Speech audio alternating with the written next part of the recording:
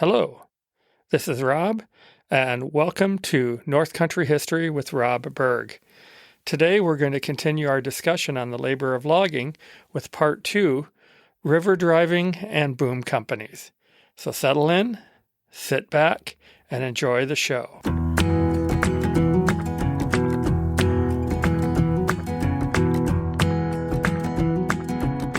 North Country History with Rob Berg, your podcast on the forest history of the Great Lakes region.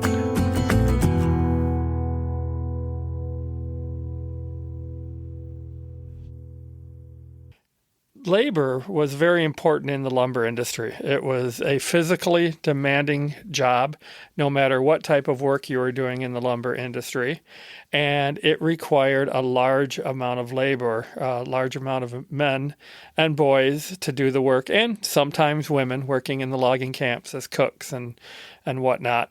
But it was hard work, and it was one of the toughest jobs in the 19th and 20th centuries. Still to this day, where logging takes place, it is a dangerous job.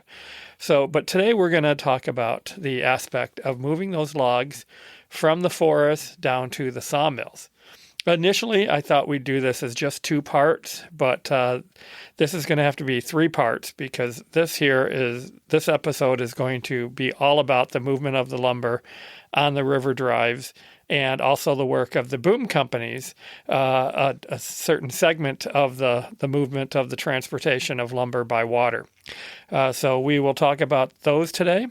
Some of the background of the boom or of the river drives, though, it dates back to the 1600s with the logging in Maine and New Hampshire and other areas of the Northeast. It was the easiest way to float or to move logs to the sawmills was floating them down the rivers, particularly the white pine. We've talked about this in a number of episodes previous, that it's a very buoyant lumber. It floats easily on water. White pine, along with some of the other coniferous softwood species, red pine or Norway pine as it's also known as, hemlock, spruce, cedar, those all could float well on rivers.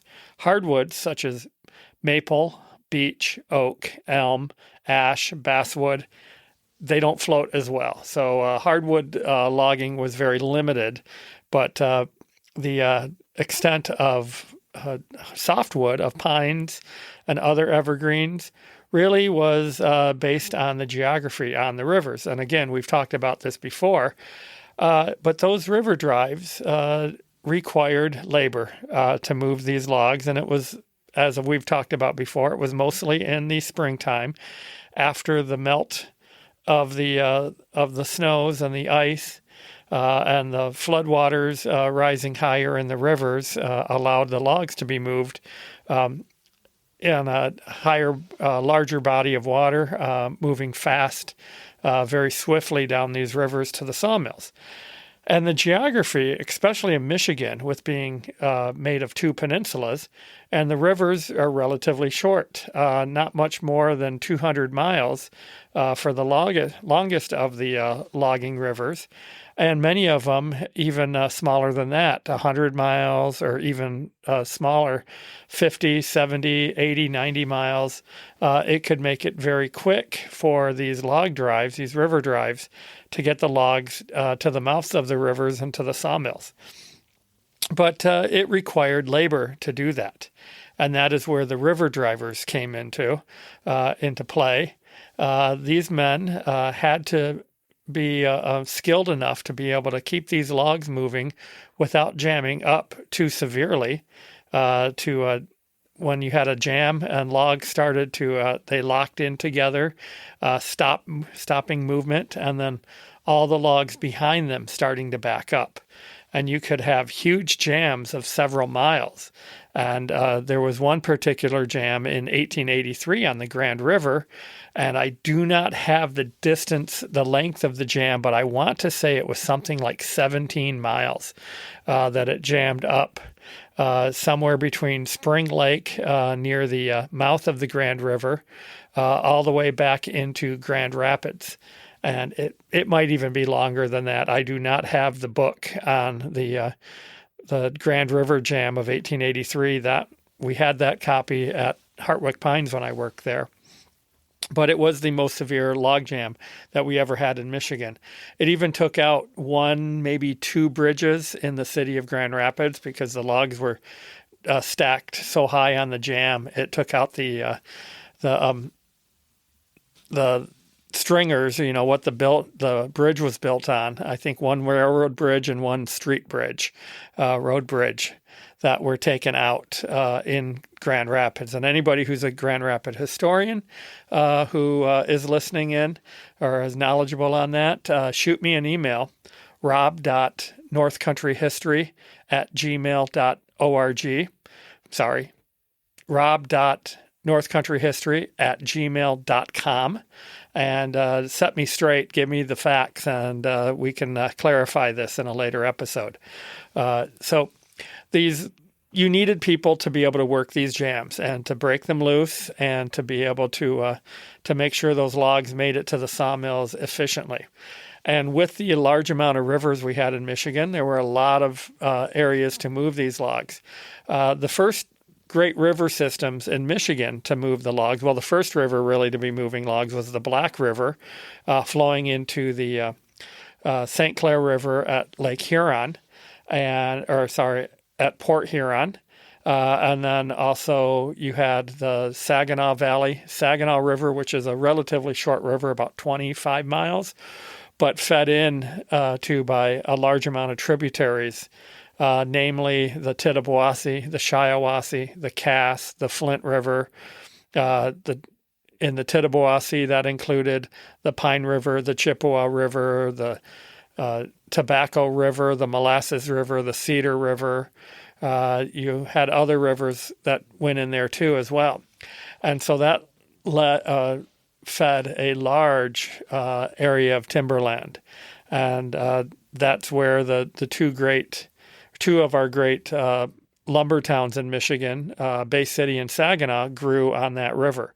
And we'll talk about the sawmill towns and the labor involved with the mills in the next episode, part 3 of the labor of logging, which now will air on Labor Day, September 1. So we will be going into September with season 2 here.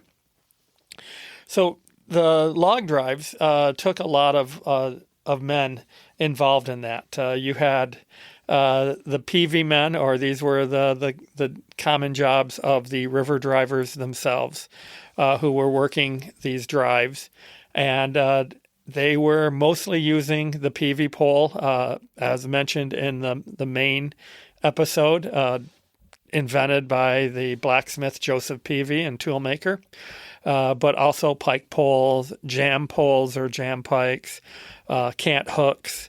All of these were used to help move the logs along, breaking the rollways in the springtime to get those logs down into the river to get moving, and then also to move those logs then down the river, floating them down, trying to avoid them jamming up again.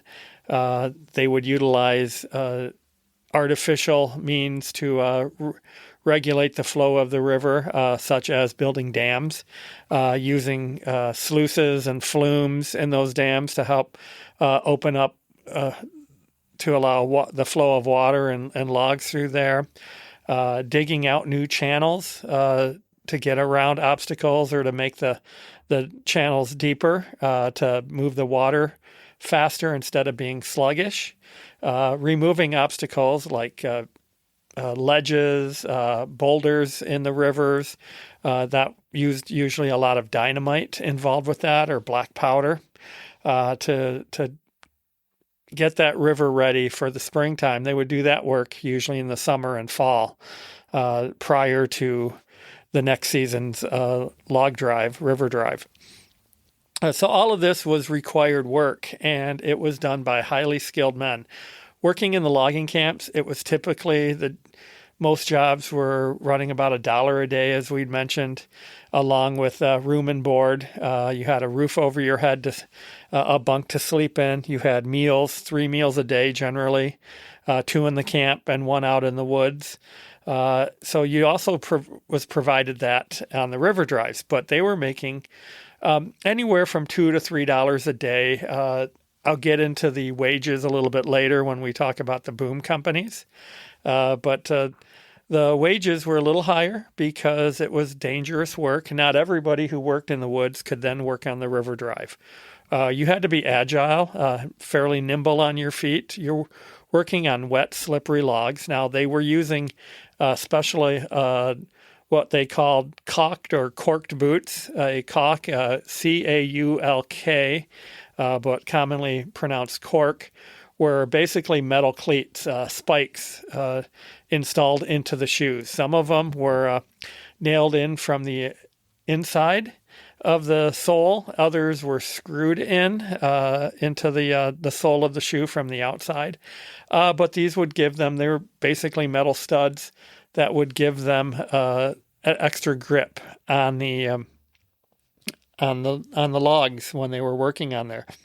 So this was important so that they would not be falling down into the river. It was dangerous if they lost their footing, slipped into the river underwater, particularly when there were a large amount of logs there. They could get underneath the logs and have no opening to get back up. And if they were not good swimmers and be able to swim to an opening in the river, they could drown under there. You could also have logs coming together against your body parts, your abdomen, your chest, your arms, your legs, your head, and you could be severely injured or killed that way. Not for the faint of heart working in this type of job, type of work on the river drives. So you could say the higher wage was hazard pay.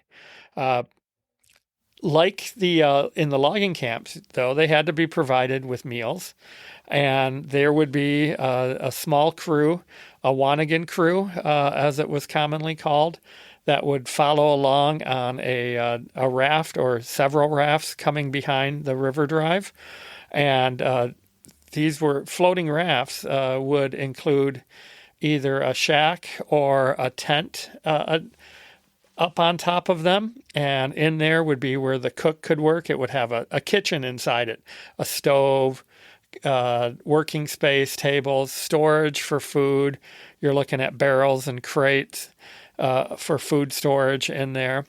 And they would then be able to prepare the meals as they were going down the river, or more likely tie up at a bank and prepare the meal, early morning breakfast, late evening, it would be whenever they stopped at the end of the day to have their supper. And then lunch was prepared along the way, and the men would have their meals ferried to them. You'd have boatmen in dugout canoes or other sorts of canoes, or bateaux, which were basically boats with two prows on them so they could be rowed forward or reverse very easily, just flip around. And that would be where they could carry their meals in there. And a lot of the men, or they would provide canvas bags or sacks and stuff their lunch in there for them so they could kind of eat while they're working. It's hard to stop the logs so you can take a lunch break. So this was the typical river drives, and it happened on all of the rivers. The Black River, as I mentioned, the Saginaw River system, the Muskegon River. That was the other really big river in Michigan working for the river drives. But the Au Sable, the Manistee. So on all the various river systems, the small ones, as I was about to mention, that would be like the Au Gres River and the Rifle River that flowed into Saginaw Bay, the Boardman up in Traverse City, big rivers in the Upper Peninsula, the Menominee River that formed the border between Michigan and Wisconsin through much of the Upper Peninsula there. The Tequamanen, the Manistee River, so a variety of rivers. If you could float logs on it and you had pine growing near those rivers, they were used for river drives. So this was a very important job, and it was short work, unlike in the forest where you could be working 3, 4, 5 months, all based on the length of winter.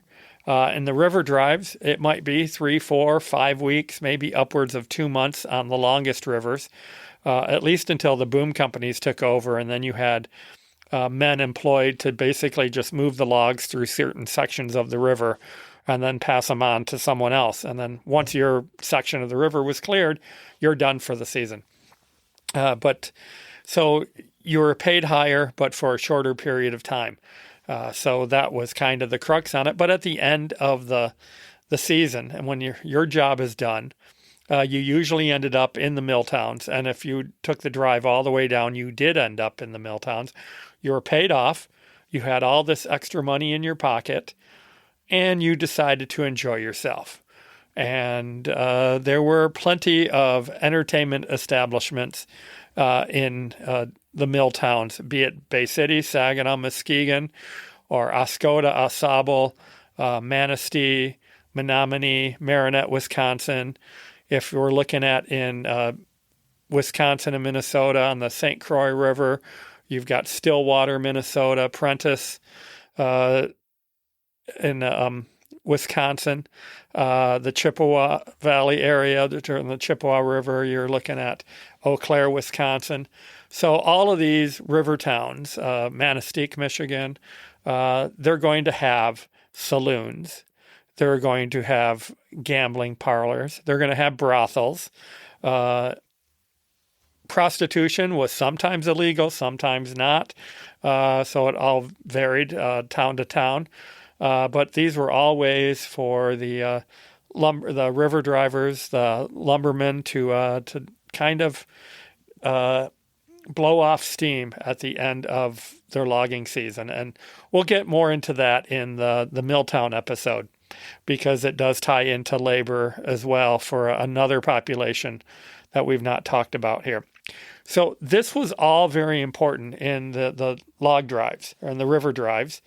And I'm going to talk here in the words of one particular lumberman, a river driver and lumberjack by the name of Elmer Nolan, who he and his brother Herb Nolan grew up in what was then known as Camp 16 on the Tittabawasee River. It started out as a lumber camp, then became a small community, a village, and it later the name was changed to Edenville.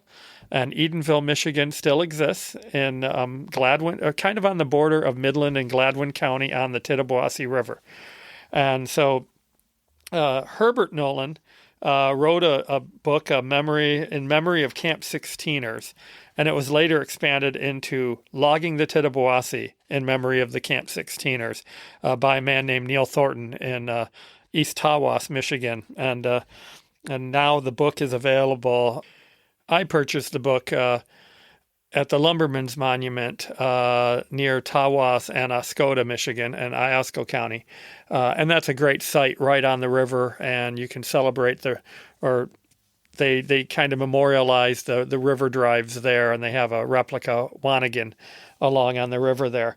But in Logging the Tittabawasee in memory of Camp 16ers, Elmer Nolan, Herbert Nolan's younger brother, Herbert was born in 1862 and died in mid-year 1940. Elmer Nolan was born in 1863, and he died on January 1st, 1940. So they both passed away within the same year, but they both worked in the lumber industry, and Elmer wrote kind of the one part of the Logging the Tittabawasee, and it was put together with his brother's work, the In Memory of Camp 16ers. And this is what Elmer wrote about some of the dangers working on the river drives, because this is what led to them being boisterous, of celebrating a lot, hard drinking, hard playing, fights, all of that job. So here it is. This was on the Tittabawasee River they worked on. When springtime comes and the ice has left the streams, men and teams begin the task of what was called breaking the rollways. This was sometimes accomplished by first stretching a 2-inch diameter manila rope across the river. fastening both ends to trees or solidly placed posts, and then fastening a steel tackle block well out in front of the rollway to the 2-inch rope already mentioned. A rope 1.5 inches in diameter was then run through the steel tackle block, bringing both ends of this last rope back to the working side of the stream. To one end of this last rope was fastened a heavy swamp hook, in the back of which was a good strong iron ring, to which was attached a 1-inch rope called the trip line. A team was hitched to the free end of the 1.5-inch rope called the draft line. 2 men took charge of the big swamp hook. One called the hook hitcher and the other his assistant. They crawled back among the logs and hitched onto one that looks as though the team could pull it and thereby fetch some others with it. They then crawled out to a place of safety. In the meantime, another man called the trip tender, and who had stationed himself way back out of danger with the trip line in hand, takes a couple of turns of his 1-inch line around a projecting log, leaving sufficient slack line to avoid loosening the hook before the team has finished its pull on the hitch made. The hook hitcher calls to the trip tender to learn if he is ready, and if he is, he shouts, "Go ahead." The trip tender will, at this proper moment, snub his line, thus releasing the hook. He then pulls the hook back for another hitch. This operation is repeated hour after hour, day after day, until all of the several piles of logs have thus been separated, the rollway broken, and the logs start down the stream on their way to the booms and sorting gaps. I have worked many seasons helping to break the rollways and have had some pretty close calls, and at least 5 times did not believe I could possibly escape with my life. On one occasion, it was working with several men on what was called flat rollways.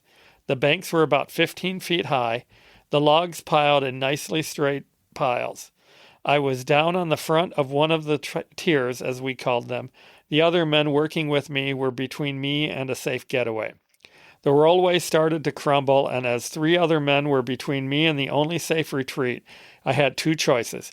One was to scale the front to gain the top, or jump into the river and swim for it. I chose the way over the top. This would not have been nearly so dangerous had it not been that there were several logs laying on the skids on the top of the pile. I gained the top of the pile just before the logs lying on the skids began rolling toward me, but had not got to moving rapidly. I leapt on the front log and ran over the others, which were all moving pretty fast, but I managed to keep on top and reached the bank in safety, but considerably shaken. Another time, my brother Herb and myself were hitching hooks on a rollway, breaking job for G.B. Goff and John Marsh, brother-in-law of Mr. Goff. We had just had what was called a break on one of the tiers of logs, and several hundred of the logs were lying in front of the rollway. It became necessary to tear them apart and send them on their way down the river. The trip tender pulled the breaking hook to us, and I took hold of the line about 20 feet ahead of this hook, holding the slack as we called it. While my brother made the hitch, after he made the hitch and I had let go of the line, I stood on the logs directly in front of the hook and about 20 feet from it. The team started to pull, and a large mass of the logs began to move. Then suddenly the hook tore out of the log, and the hook and slack line came straight toward me, striking me in the breast, knocking me back into the water and the upstream side of the mass of logs. The current drove me under the logs and swept me under them until I found an opening. I thrust my hand upward and caught hold on a skid, but was so far spent that my hand was slipping on the skid. At the critical moment, my brother Herbert sprang into the water and supported me until one of the other men caught the skid and dragged us both to safety. My brother helped me safely to the shore of the river, where I soon recovered my strength. The man who pulled us to safety was Samuel Fillmore, a giant in strength. A few days later, I had another narrow escape from what looked like certain death. Another time, while breaking rollways for Dalston, Capon, and Turner of Bay City, I came close to losing my life. The rollways were on the Tobacco River 3 miles north of 16, along what is now Trunkline Highway number 30. Charles Turner, one of the lumbering firm for whom I was working at the time, was present and saw all that happened.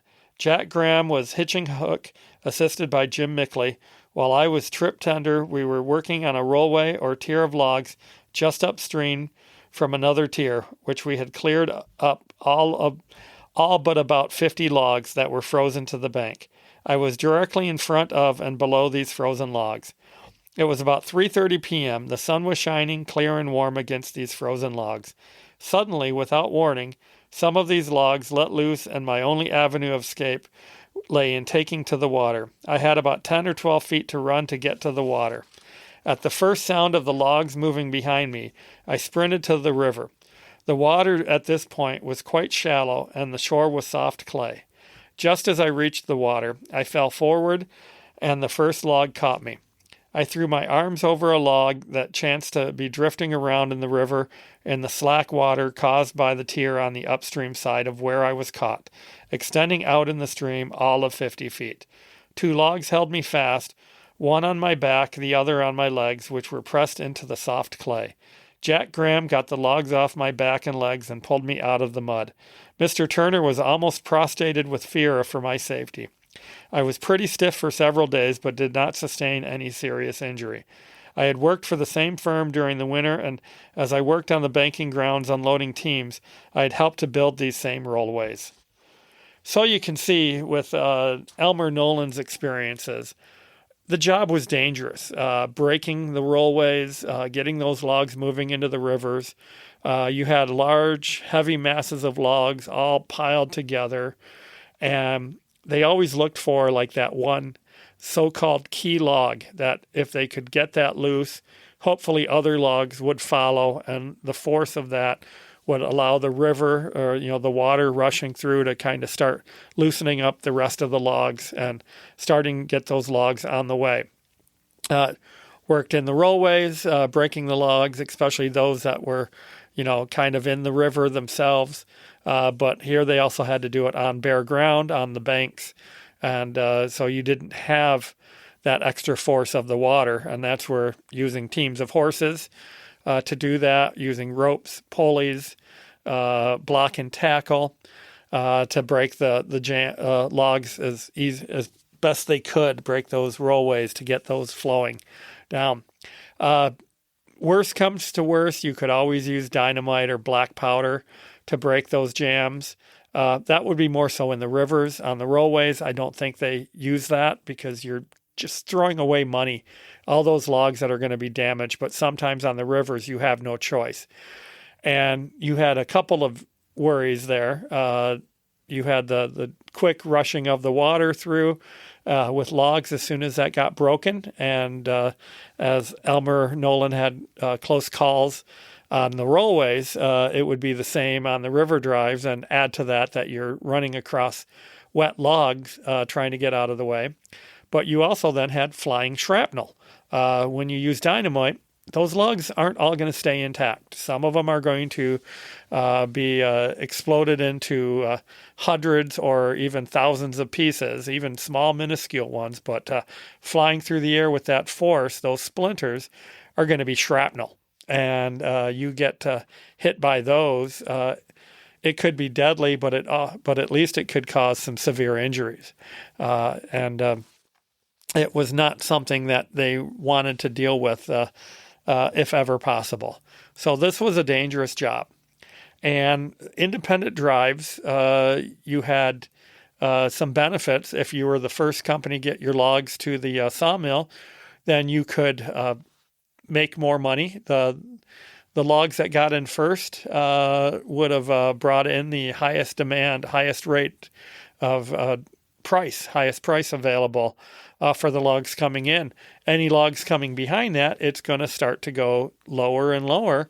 And, if you are the last company with your logs on the river, sometimes they would slack them out into low water and wait till the next season and try to be the first ones to get their logs down since they were already in the water and when prices were higher. But that was, had its own problems then too. You went that season without making any money, and you could go into financial difficulty. You might not be able to pay off your men, and your company could be in jeopardy of folding.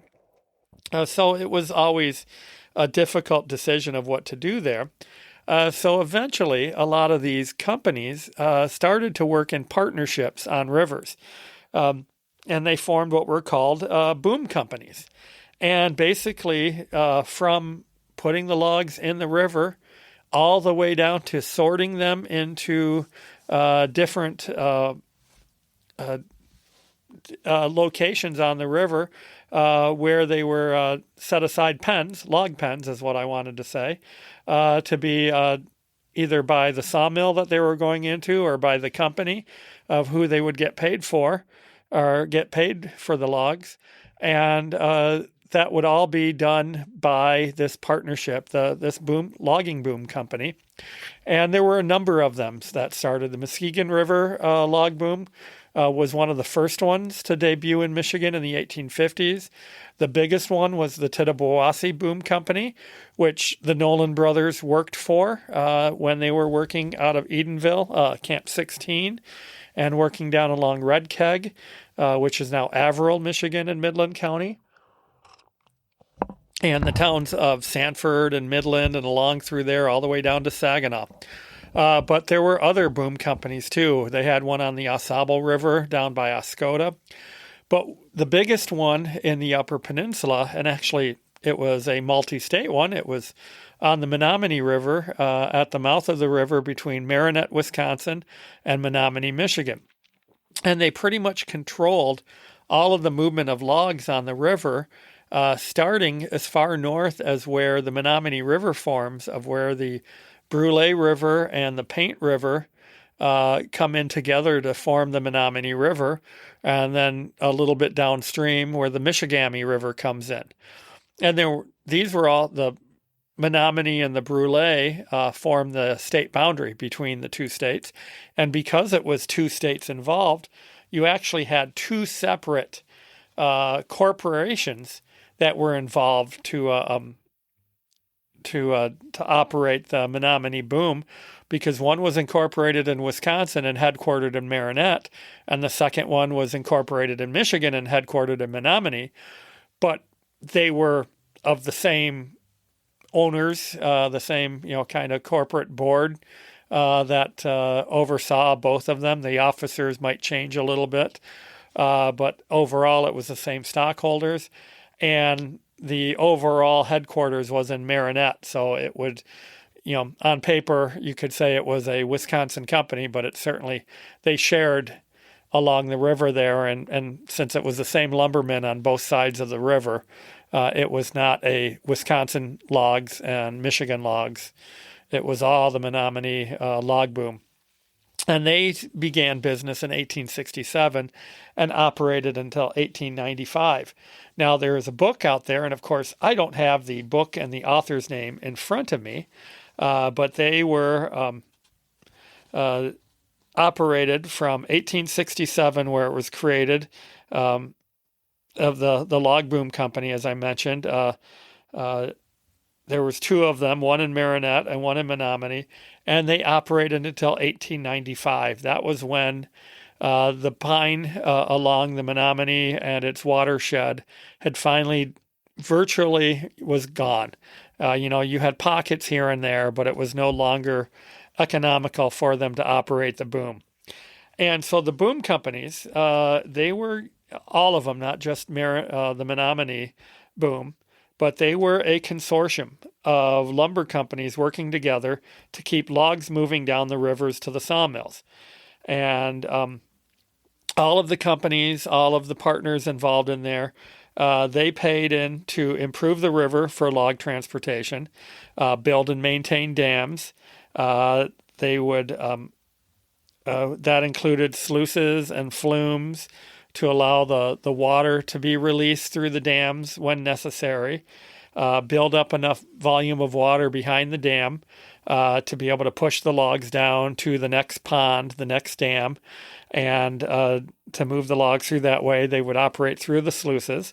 They would, if need be, as I mentioned before, they would dig new channels, make them deeper, or sometimes divert out of the main channel of the river if you're going through an area where there's a lot of rocks. If you could not remove all of those obstacles, blasting the rocks, as I mentioned, you might actually work at digging a whole new channel, basically a canal that would subvert the water around through that channel, again, using, dams and flumes and sluices, basically, probably not locks. You're not going to raise and lower the water level, but certainly it would be a way to get those logs around those obstacles. Some places, they just didn't do any major log movement before they hit large areas of obstacles. On the St. Croix River, you had the what they called the Dalles of the St. Croix on the border between Wisconsin and Minnesota, Taylor Falls and St. Croix Falls. That was a difficult area to move logs through. So there would have been, all this work that was done by the log boom companies. And there were a number of jobs involved with it. It wasn't just the river drivers and the men on the wanigans, as I mentioned earlier in the episode, but they had the Menominee River Boom Company had different departments, and they had a number of men employed in those various departments. And they were located in, the headquarters was Marinette, Wisconsin. So located in Marinette was the at the main offices of the Menominee River Boom Company. They had a blacksmith shop. They had a barn for their livestock. They would always have at least 2 teams of horses available with each crew moving the logs. You had a carpenter shop for the construction or repair work of anything wood that was used in there. Boat builders they had included in the carpenter shop, building bateaus, canoes, and rafts, such as for the wanigans. There was a boarding house for the men. Many of the men were single, so the boom company provided room and board for them in the boarding house. Later, late in the period when most of these men who worked number of years, this was in operation for 28 years. By the 1880s, many of them were married men, and so they no longer lived in the boarding house, so they eventually shut down the boarding house. There was also a warehouse for storing all of their supplies. They had to provide food, meals for the men working, and they did all the storage of it in the warehouse, along with various equipment, ropes, tools, chains, anything like that, ones that were produced by the blacksmiths and the carpenters, but also things that were purchased and brought up to Marinette, usually by schooner on Lake Michigan from Chicago. But they also had a boom company farm. A lot of your larger lumber companies, logging companies, had their own farms to provide fresh food for the men. It could be meat that was either fresh, mostly pork, because raising hogs was a lot faster than raising beef cattle. They also had salted and smoked meats, but fresh produce, particularly those in season. All of that would have been available, would have been being raised on the farm. And at the farms, too, that's where they could turn out their horses in the off-season and let them live off the fodder of the pastures, fresh hay or fresh grasses instead of stored hay. So that would all be done there. And so that was, a very much important to have all of these departments involved with the drives, not just the men working the drives. But on the drive, you were looking at those that were working the drive. You had a drive superintendent who was in charge of the entire river drive, and he had 2 foremen. One in charge of a crew on the Wisconsin side of the river, and another one in charge of the crew on the Michigan side of the river. It wasn't necessarily rivalries between the two, Michigan and Wisconsin, but because it would have been too hard for moving men back and forth from one bank to the other. So you had one crew working one side, one the other. So you had the driver, or the superintendent, you had the foreman, you had who was called the water messenger, and he was basically worked with the superintendent, and as they were getting close to certain areas on the drive where there were dams, he would go to the nearest telegraph office, one of the towns nearby, and they would then telegram to the various dams and to let them know that they needed to, start opening up the gates of the rivers or closing the gates to build up water level, anything like that they needed. And they had watchmen that were working at those dams that would be in charge of doing that. And he usually had a crew of help that would help to maintain the dams to make sure they were in good working order. So along with those, the river drivers, of course, there would be working on the rivers. And you had the cook and the cook crew and their outfit, and they would be on the wanigans. And the cook was a very highly skilled, well-paid individual, just like in the logging camps. They all operated on their stomach. And yes, the men were paid well, but if they didn't have good food, if they weren't being fed a large amount on a regular basis, they would quit and they might go work on another drive, or they would just, go off, end their season, get paid off, and they would, find other work. So you're looking at, on the river drive, somewhere around 175 men. And this was for, the Menominee River Boom Company. And we're looking at in the 1870s, the 1880s, kind of the early 90s, kind of at the height of the boom.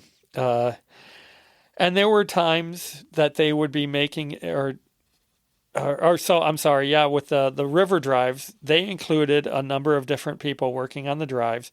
You had the peavey men, the drivers themselves, working with the peaveys mostly. You had polers, and they would be with the pike poles, or they are also the one that worked with the boats and pulling the canoes. Not pulling with a P-U-L-L, but P-O-L-E, and they would push the canoes instead of using paddles, pushing them with long poles that would then be driving the boats that way. If you think of like the punts on the Thames River in England or the canals in Venice, the boats there, those are those poles that they were used. You had boatmen that would transport men to the different areas in the bateau or canoes. And according to the information in this book, the Menominee River Boom Company mostly employed Native American men for working the drives as boatmen. The canoes were in the culture of the Great Lakes native indigenous population. So they were good boatmen on the rivers, not just with canoes, but also with the bateau, which is a boat roughly based on a whaleboat, but was heavily used in the fur trade of the Great Lakes region. So these were common boats that they were used. And so not only did they transport the crew to the different areas of the drive, but they also would bring supplies in, carry tools and equipment along on the drive. But also when the meals came, they had 4 meals a day on the river drives. They had breakfast about 6 a.m. At their camp, wherever they were camped overnight on the riverbanks. Then they had 2 lunches during the day that were brought out to them, one at 10 a.m. and another one at 2 p.m. Now, it varied, of course, but those were the general times. And so these were the meals that were brought out. And I mentioned they would have basically sack lunches, canvas sacks that usually had a shoulder strap. So they would be handed off to the men and they'd throw it up onto their shoulder. And whenever they had a chance, they'd grab something out of there, a loaf of bread or a hunk of bread, cheese, meat, probably no, soups or stews or, dishes, plates of beans, but something solid that they could eat, hand food, fruit, an apple, or, whatever they might have. And, they probably would love to have tea or coffee, but they probably, took their hat, scooped it down into the water, into the river, and had cold, fresh water to drink with their meals there. And then in the evening, they usually would try to end the day of the boom around 6 or 7 o'clock. The wanigan or wanigans would be tied up on a bank somewhere down past the boom, past where the logs had been being driven down and tied up, and the cooks would be have a hot meal ready for them. And that's where you're going to have your fresh meats, your soups, your stews, potatoes, the food was very important for them. And so that would be at the end of the day. So yeah, some of the foods that they had here: fresh smoked and salted meat, eggs, canned milk, that would be like canned condensed milk, canned apples, corn, tomatoes, peas, all of those would be canned goods, fresh vegetables and berries when they're in season, baked beans, rice, prunes, raisins, dried apples, fresh bread, cookies, donuts, pudding, strawberry shortcake in season, and being on the rivers, turtle soup whenever a large turtle could be caught. And as I mentioned too in here, 2 teams of horses usually were with every drive, each bank, that would be each crew, to help break jams, bring supplies in when they weren't trying to break the jams. They would have to go back and forth to different supply depots that would be along the banks of the rivers and get supplies, bring them to their camps, haul firewood. That would be along with the same thing. And so they would have these wagons that they would be doing that. And also at some of the falls along on the Menominee River and the Brule, they would have to portage around the falls. They could bring the logs, let the logs go down through, but they couldn't bring their wanigans, their bateau, canoes through. So those would be loaded up or pulled off the banks or onto the banks and be portaged around down to the other end of the portage to below the falls. And the horses helped with that, pulling them. I'm not sure if they had wagons to put things on or if they had types of rollers, wheels that they could fasten to the wanigans. I don't know how they did that. But they could then use the wagons as well to pull extra supplies, at least empty, the wanigans and the bateau as much as they could. So the pay on the river drives, I mentioned $2 to $3 a day was the average. Well, for the Menominee Boom Company, Menominee River Boom Company, with keeping good records, and this was 1946, this book was published. So many of the men were probably, I shouldn't say many, a few of the men were probably still alive, but there were records available. So the basic pay, the river drivers themselves were making $2.50 a day. Cooks and foremen made $3 to $5 a day. Cooks were high skilled, as I mentioned. You needed to feed your men well. Foremen were important. They were the boss of the drives. Your superintendent was overall, his prices aren't made, or his wages isn't given here, but they would have been probably $5 or more. And the boatmen, the valuable men for moving everything on boat. Mind you, these were indigenous men, Native Americans, who until the 1920s were not considered American citizens in this country. They were making $2.75 a day. So making 25 cents more than the river drivers, or the river hogs as they were nicknamed themselves. So this was better pay than a lot of the other men on the drives, and then much better pay than working in the logging camps. As I mentioned, the boom company ended in 1895, and that was the case with many of these boom companies, the Tittabawasee Company, Boom Company, the Muskegon River Boom Company, the Ausable Boom Company, and other ones. I think they had one in Manistee on the river there. They might have had Manistee River in the UP because there were a number of companies that were based in Manistee and a lot of mills there. But as the lumber dwindled, and also by this time, railroad had pretty much taken over as the main way of moving the lumber. So these companies shut down. And when that happened, these men, they lost an important livelihood. Now, some river drives still operated independently for a few more years. I think the last drive on the Ausable River was about 1906. And it was only, I think, a small section to a landing where a railroad was at. And then they moved the logs by rail to whichever sawmill.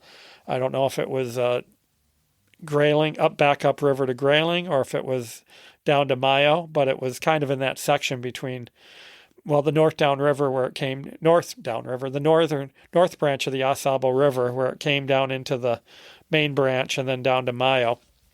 So they were, they moved the logs then that way. And so the big drives were not important anymore.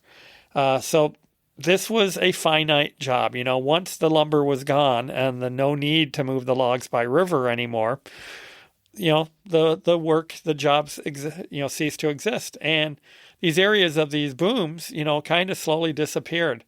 The dams, some were left on the rivers and neglected. Usually they opened up the sluices to allow the river to run through freely, and eventually the crib dams where they were wood cribbing and usually holding in rocks and boulders in there, logs to kind of hold the water in. Those would break and everything would kind of start to loosen up and open up larger holes in there, and the water would eventually run through, especially in spring floods or high waters after heavy rains in the summertime. Others were earthen dams, and so those dams were, eventually eroded as well and opened up. Some were literally blown up, opened up that way, and so they would no longer impede the river. But on smaller tributaries, streams such as the east branch of Big Creek that flowed into the north branch of the AuSable River, that dam was left as is. It was high enough up on the river, and it did not get any heavy flooding, so it never broke through, and that dam actually exists today. It's kind of outside of the actual labor in there, but just to show there are still signs of these river drives, and the improvements on the rivers still exist in some places in Michigan. There's another logging dam that's restored in Minnesota.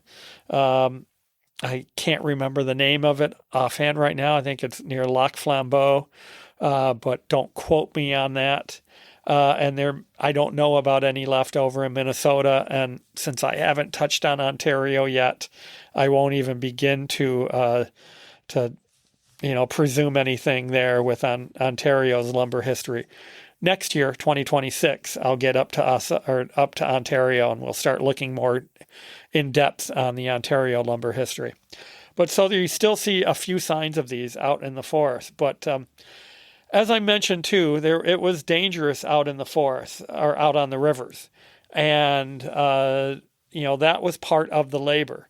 And there was never really any unionizing on the rivers, on the river drives, or any types of, organizing on there. There would be in the sawmills and the mill towns, and we'll talk about that in the next episode.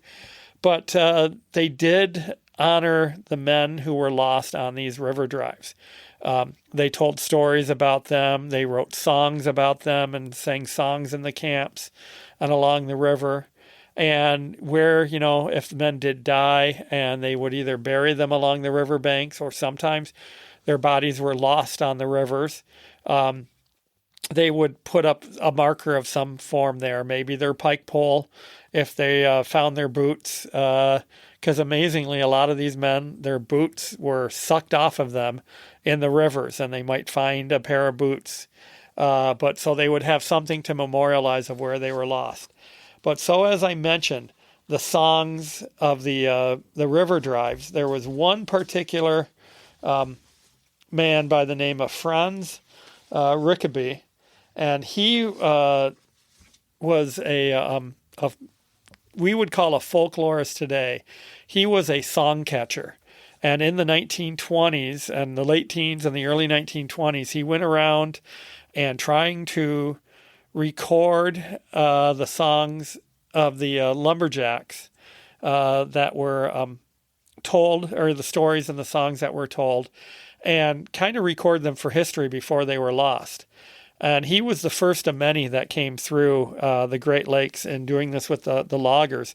Alan Lomax and John Lomax later did this to a little bit much more acclaim, and because they worked with Folkways Records, and which was later acquired by the Smithsonian, theirs are much more widely available. But Franz Rickaby, he wrote a book, and of course I don't have that in front of me either right now, but it will all be in the show notes. And here it is, Pinery Boys, Songs and Song Catching in the Lumberjack Era. I did write it down. and it was published in 1926. Sadly, this was Franz Rickaby's only publication because he passed away in 1925 before the book was published. But one of the songs that he documented became a very famous folk song. And that folk song was called The Jam on Gerry's Rocks. And it is attributed by Rickaby to be from either Canada or Michigan, because in there is mentioned Saginaw Town. And there's many versions of the song, and each version is different. They have different lyrics in there, but every song mentions Saginaw Town. So he made an educated guess that it was originally developed, sung on the a loss in somewhere in Michigan, likely in the Saginaw Valley. But there is also proponents who say that it originally came from Maine. But according to Rickaby, there's no locations in Maine of Saginaw. But there's also no known locations on any river in Michigan of Gerry's Rocks. So, you have maybe they're amalgamations of different locations put together. But this is one, if you do an internet search, you can find a number of recordings of the Jam on Gerry's Rocks. It has become a very popular folk song, and probably the most well-known recording is by Pete Seeger. And I actually shared a posting a couple days ago on Friday, the 22nd of August, of Pete Seeger's recording of it. I shared it on my Rob Berg Environmental Historian Facebook page. So you can go to that and you can see the video or hear the audio of it. There's no video to go with it, but it came from YouTube, so you could find it anywhere. But there's also other versions of it, other recordings of it. So it's an easy one to find out. I can't share that on the podcast because that would go into using other people's talents, copyrights. So licensing fees and royalties would completely kill this podcast if I did something dumb like sharing Pete Seeger's version of the Jam on Gerry's Rock. So I just hope that you will go and seek it out and listen to it because it's a great song. But what I can do is, because this is a song that is in the public domain, and Franz Rickaby published in 1926, recorded a series of lyrics. I'm going to read just one version of the song here. And this is actually, I didn't realize it until I got near the end of it. This is a very morbid version of it, not one that I've heard before. Come all ye true-born shanty boys, whoever that ye be, I would have you pay attention and listen unto me. Concerning a young shanty boy, so tall, genteel, and brave, 'twas on a jam on Gerry's Rocks he met a watery grave. It happened on a Sunday morn, as you shall quickly hear. Our logs were piled up mountain high, there being no one to keep them clear. Our bossy cried, turn out, boys. You hear, your hearts are void of fear. We'll break the jam on Gerry's Rocks, and for Aginstown we'll steer. Some of them were willing enough, but others they hung back. 'Twas for to work on Sabbath they did not think 'twas right. I can't even rhyme that. But 6 of our brave Canadian boys did volunteer to go and break the jam on Gerry's Rocks with their foreman, young Monroe. They had not rolled off many logs when the boss to them did say, I'd have you be on your guard, brave boys, that jam will soon give way. But scarce the warning had he spoke when the jam did break and go, and it carried away these 6 brave youths and their foreman, young Monroe. When the rest of the shanty boys these sad tidings came to hear, to search for their dead comrades to the river they did steer, one of these a headless body found, to their sad grief and woe, lay cut and mangled on the beach the head of young Monroe. They took him from the water and smoothed down his raven hair. There was one fair form amongst them, her cries would rend the air. There was one fair form amongst them, a maid from Saginaw town. Her sighs and cries would rend the skies for her lover that was drowned. They buried him quite decently, being on the 7th of May.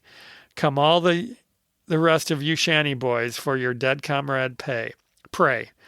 'Tis engraved on a little hemlock tree that as his head doth grow, Then name the date and the drowning of this hero, young Monroe. Miss Clara was a noble girl, likewise the raftsman's friend. Her mother was a widow woman, lived at the river's bend. The wages of her own true love the boss to her did pay, and a liberal subscription she received from the shanty boys next day. Miss Clara did not long survive her great misery and grief. In less than 3 months afterwards, death came to her relief. In less than 3 months afterwards, she was called to go, and her last request was granted, to be laid by young Monroe. Come all the rest of ye shanty men who would like to go and see. On a little mound by the river's bank there stands a hemlock tree. The shanty boys cut the woods all round, these lovers they lie low. Here lies Miss Clara Dennison and her shanty boy Monroe. So as I mentioned, that's just one version of this song, and everybody who sang it added their own lyrics. They changed lines, the locations changed. I've never heard of Agginstown, or it's kind of with an apostrophe and then the A, so short for something else. But, these were, as I mentioned, they were kind of went from locale to locale. And but yes, these tragedies in the woods, on the river, they were always great fodder for the ballads that were sung in the logging camps, sung along the rivers. A man might bring a fiddle or some other instrument with him, maybe even a banjo like Pete Seeger, one of my heroes. So these were all, ways that they would commemorate or honor the memory of somebody lost along on the river drives. And it was dangerous, and most of them knew somebody who had been killed on the river. And so that's, with the labor involved, it was a dangerous job, but good pay, decent pay. I mean, you could get paid more in town with a lot of work, but you also had more expenses there. You also had excitement in the job.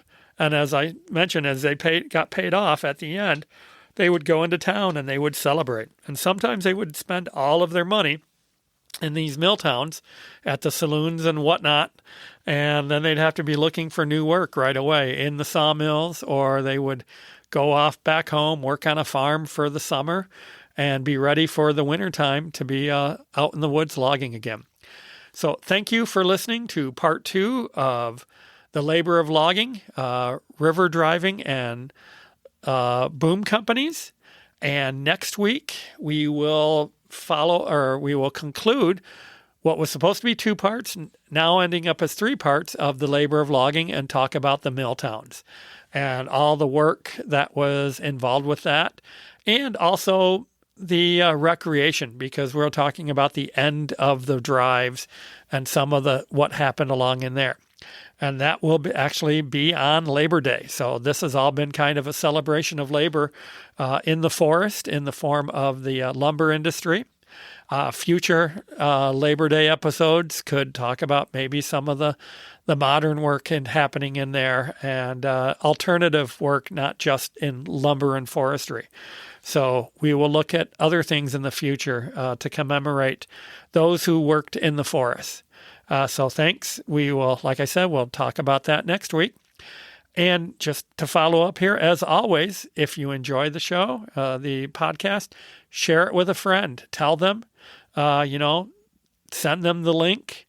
The best way for this to grow, and it is growing, is to share it by word of mouth. And if you really enjoy it, think about supporting the podcast. I just came back from my podcast tour, and that will actually be another special episode that will come after part 3 of Labor of Logging. We'll recap my 2025 podcast tour. And so supporting this podcast can help to support these trips that will help to expand the podcast. And so go to the North Country History with Rob Berg .buzzsprout.com and click on the support button there, and you can help to keep this podcast on the air and keep going. So thank you again. I will be talking to you again soon. Have a great day, week. Goodbye.